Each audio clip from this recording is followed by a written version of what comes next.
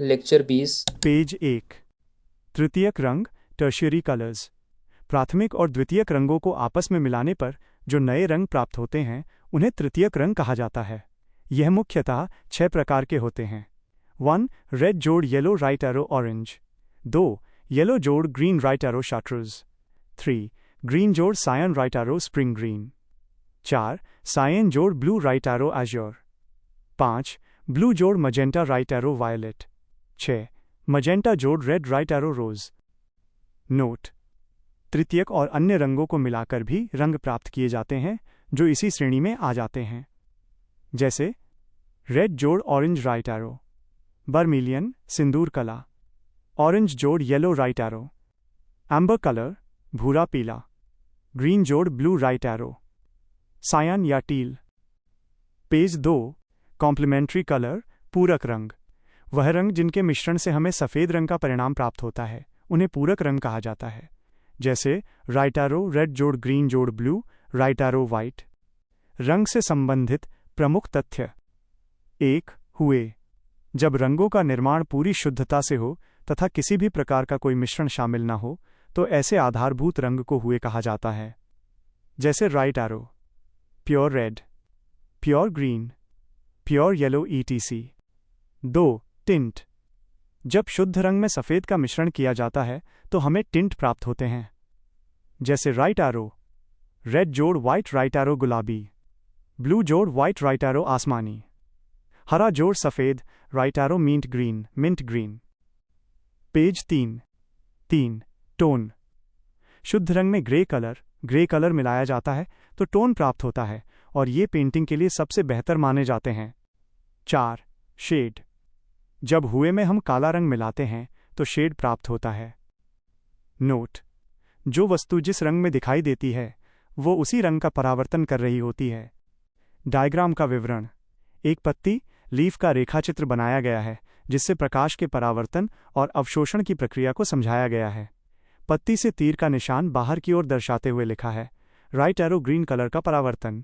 इसके नीचे down arrow का चिन्ह बनाकर मुख्य निष्कर्ष लिखा गया है, इसलिए वनस्पति प्रकाश में प्रकाश संश्लेषण नगण्य होता है। नोट: टेलीविजन और कंप्यूटर के डिस्प्ले R जोड़ B जोड़ G रेड ब्लू ग्रीन रंग समूह पर कार्य करते हैं। पेपर की प्रिंटिंग और अन्य छपाई CMY के मॉडल पर चलती है। C सायान, M magenta, Y yellow और K की। पेज 4।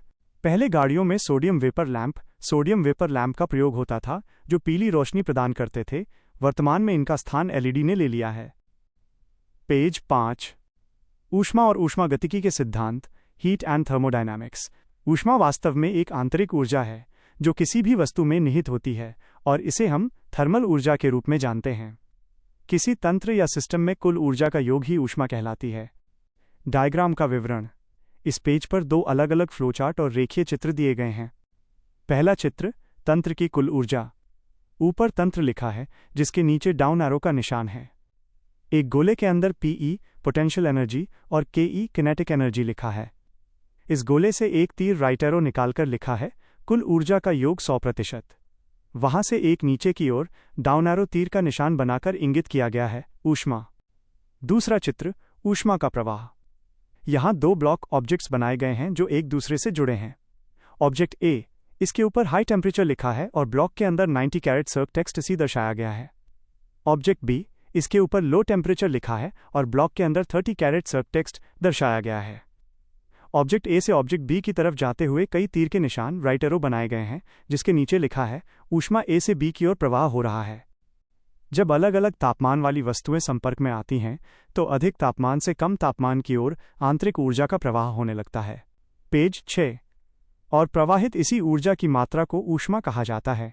डायग्राम का विवरण: ऊर्जा प्रवाह और आंतरिक ऊर्जा संबंध। यहाँ 2 वस्तुएं दिखाई गई हैं। वस्तु A तापमान 90 कैरेट सर्क टेक्स्ट C और वस्तु B तापमान 30 कैरेट सर्क टेक्स्ट C। वस्तु A का तापमान अधिक होने के कारण उसकी आंतरिक ऊर्जा अधिक अप एरो है, जबकि वस्तु B की आंतरिक ऊर्जा कम डाउन एरो है।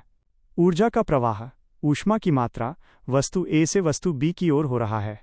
नीचे लिखा है राइट एरो ऊष्मा प्रवाह के साथ साम्यावस्था प्राप्त होती है।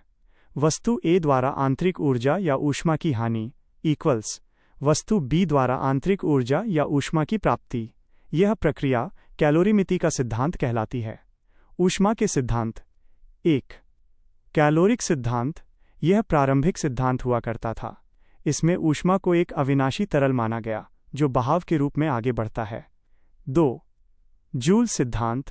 यह ऊष्मा का आधुनिक सिद्धांत है। इसमें ऊष्मा को एक ऊर्जा के रूप में माना गया, अर्थात ऊष्मा वस्तु की आंतरिक ऊर्जा होती है। पेज 7. ऊष्मा का मात्रक। ऊष्मा का एसआई मात्रक जूल होता है और अन्य मात्रक राइट एरो कैलोरी कैल, अर्ग, BTU. Note right arrow joule सबसे प्रमुख मात्रक है और 1 calorie equals 4.184 joule. 1 kilo calorie equals 1000 calories. 1 joule equals 10 to the power of 7 अर्ग। मात्रकों का क्रम। अर्ग less than joule, less than calorie, less than international calorie, less than British thermal unit, BTU.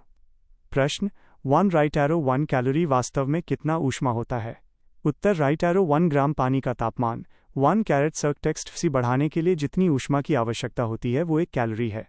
1 litre पानी का तापमान 1 कैरेट सर्क text बढ़ाने के लिए जितनी ऊष्मा की आवश्यकता होती है उसे 1 किलो कैलोरी कहा जाएगा। पेज 8। प्रश्न राइट एरो 1 बीटीयू कितनी ऊष्मा होगी? उत्तर राइट एरो 1 पाउंड पौंड मात्रा के पानी में 1 कैरेट सर्क टेक्स्ट एफ फ़ारेनहाइट तापमान बढ़ाने के लिए जितनी ऊष्मा की आवश्यकता होती है उसे 1 बीटीयू कहा जाता है।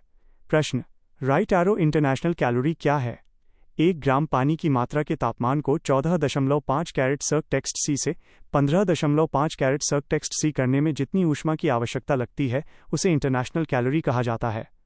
तापमान। तापमान वास्तव में किसी गतिमान कण या अणु के भीतर मौजूद गतिज ऊर्जा का परिणाम है। वास्तव में तापमान किसी भी वस्तु का गर्म अथवा ठंडा होने का एहसास है। नोट राइट एरो ऊष्मा बढ़ाने पर तापमान में वृद्धि होती है। पेज 9। नोट राइट एरो तापमान की एसआई यूनिट माइनस केल्विन होती है तथा अन्य इकाई में अंश सेल्सियस, फ़ारेनहाइट, रीमर, रैंकिन होती है। Difference between heat and temperature. Heat, temperature, a form of energy which flows from hotter region to a cooler region. The degree of hotness and coldness of a body. Joule J. Kelvin K. Celsius degree C. Flow from a hot area to cold area. Increases when heated, decreases when cooled.